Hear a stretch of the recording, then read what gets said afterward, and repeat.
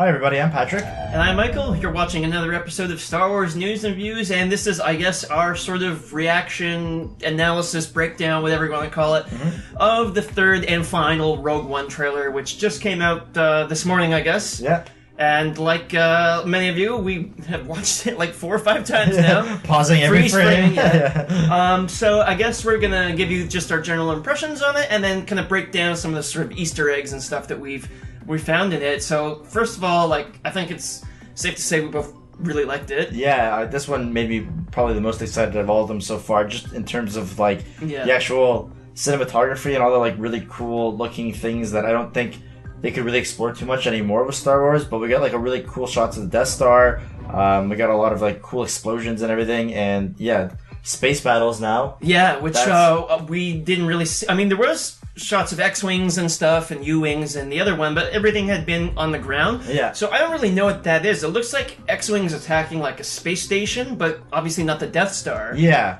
So I don't, is that what happens at some point? I don't know how to contextualize that. Yeah, neither do I. We have no idea where that came from, but I mean, we get to see a space battle in this one, so that's cool. And I think so far, this actually seems like one of the best looking Star Wars movies definitely that I've seen. I would say probably other than maybe Empire Strikes Back, but just in terms of the shots and the lighting, and I really, really love the costume designs, actually. I think the costumes, they're very familiar in that, old school Star Wars-y way, but not quite anything we've seen before. Yeah, not as campy as some of them are before. It seems really menacing in this one, I find. And it seems like, we knew it was going to be gritty, but I'm really starting to get the sense that it's not dark for the sake of being dark. It's actually just sort of some dark subject matter, but overall it's actually wartime, so it has to be, So one thing that I was really surprised at was that the whole Galen or so storyline, because we didn't even know about that 6 or 7 months ago. Yeah. And then it was only in the international trailer that they said oh, we've got a transmission from your father. Yeah. And now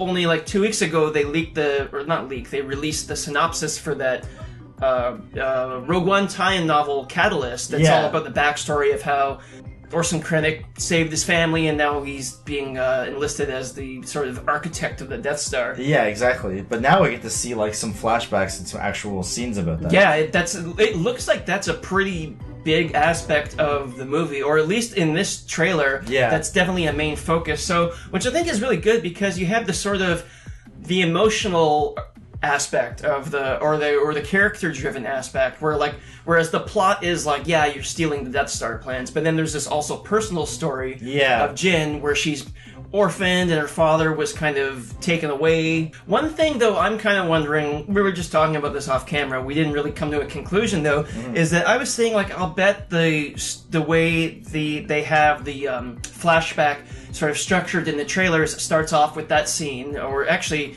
looks like there might be more than one scene because you see Galen talking to Jyn, and it looks like it's at night and it's lit by orange lighting, maybe it's from a torch or something like that. Yeah. But then when Orson Krennic comes, it's in the daytime, so it looks like there's more than one scene. And there's also one where he flies in in the night on that sort of I don't know, base. But anyways, he gets brought in there, and it doesn't look like Jin's even in that scene, so it can't just all be a flashback if she wasn't there for it, right? That's what I mean, because the way they have it is it cuts to her waking up in this holding cell basically, and it's she's dreaming. Yeah. But then, so it's her memories, but she wouldn't have a memory of her father being brought to this, top secret location or whatever. Yeah. And you see him, it looks like the way they have it edited is that he's with Darth Vader, maybe? Yeah, it looks like he got brought there, his hair's all wet, so maybe he got brought there in the rain, and Darth Vader is going to persuade him. Yeah, persuade him. Make him build Death Star. And I think that's kind of cool too, because it gives them reason to bring Darth Vader into the movie. I mean, to do that sort of scene, and then also we see him later talking to Orson Krennic, and Orson Krennic's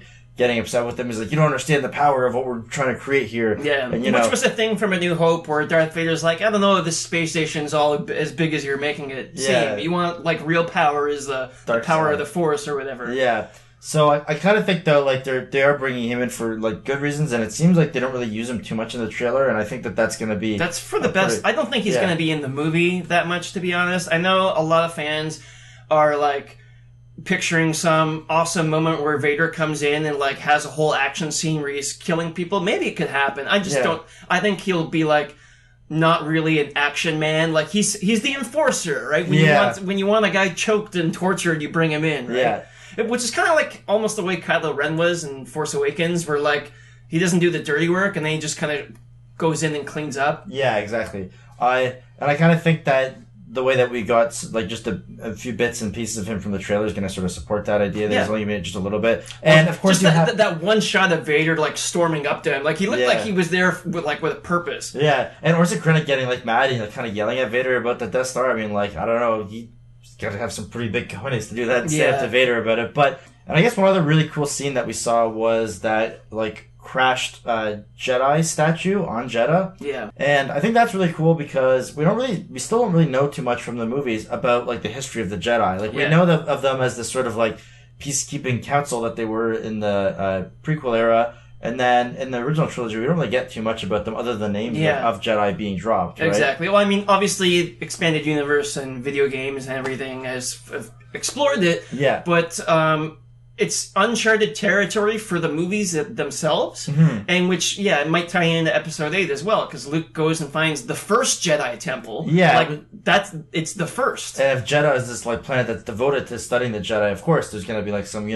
similar, like, history or, like, mysticism around the Jedi involved in both of these locations. Yeah. So maybe we'll get something from this movie that'll tie a bit into Episode 8 and sort of what Luke's doing on, well, not necessarily Luke himself, like, on that planet, but about the religion that he's studying. So one thing about this trailer that we kind of see is that it might lead into this entire movie being a way to overwrite the plot hole of Episode 4 of how there's just this exhaust port on this gigantic Death Star that leads right into the center and like destroys the entire thing with one bomb. I think like it actually kind of makes sense in this in this sort of Rogue One plot now because Jyn Erso's father is designing it, but he's kind of doing it against his own free will. So of course he might want to put in something that's sort of like a failsafe to destroy it. Yeah. And him being the designer, like in this out of the way corner, no one's gonna look there. If I put maybe a little hole, and if you fly a one-man fighter down this trench, maybe you shoot a missile in it, and maybe it blows up. Yeah.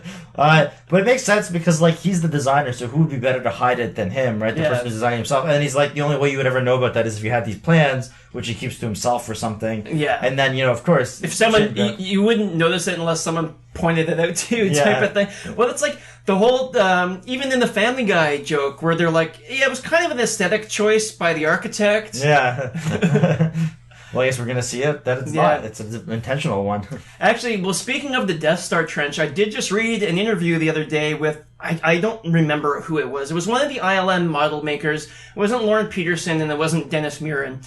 And it wasn't John Dykstra or anyone. I can't remember who it was. But he was saying that the Death Star trench was kind of put there accidentally, because originally it wasn't supposed to have a trench. But when he was making the mold for the Death Star surface, he screwed up the mold, and there was like a depression in between the two halves. And he was like, "Well, George, I could like fill it in and like fix it, but that would take like a couple days, or we could just have it be a trench." And George was like, "Yeah, I guess so," because this is like they're setting up ILM like just before the film's about to go into production. I was like, really? Was it actually like just placed in there like that late? And I went and I read the script, and the script actually doesn't make any mention of a trench. It's just like they're flying along the surface. And there was a production art that Ralph McQuarrie did, but it was like one of the last ones he ever did because it was so late in the game when they decided, okay, we'll make it the trench. Anyway, let us know what your impressions of the trailer are. Anything you missed that we didn't bring up. I should say, I read a lot of people saying that there was this one shot in the trailer where you see a guy from behind on the Death Star, maybe, I guess. Yeah. And he's approaching Orson Krennic, and some people say, oh, maybe that's Tarkin or something. But if you look at his shirt, you can see like his collar and his thing. It looks like it's Galen Erso. Yeah, and later on in the trailer, we see him with shorter hair because in the beginning he's got long hair. But later on, we see him with short hair in the back, and it kind of looks like similar to that character. I would like to see Tarkin if they put him in. That'd be really cool. And they can definitely do it. But I don't know if that's actually him or not, and how much of him we'll see. No evidence yet in my opinion. You don't need to have him in. It would make sense because he's sort of the guy that takes over the Death Star. Yeah. Unless it's like maybe like Orson Krennic gets killed by the end of the film. And he gets replaced by Tarkin? Exactly. Yeah. Anyway, so thanks for watching, guys. Be sure to subscribe if you haven't, and we'll see you next time.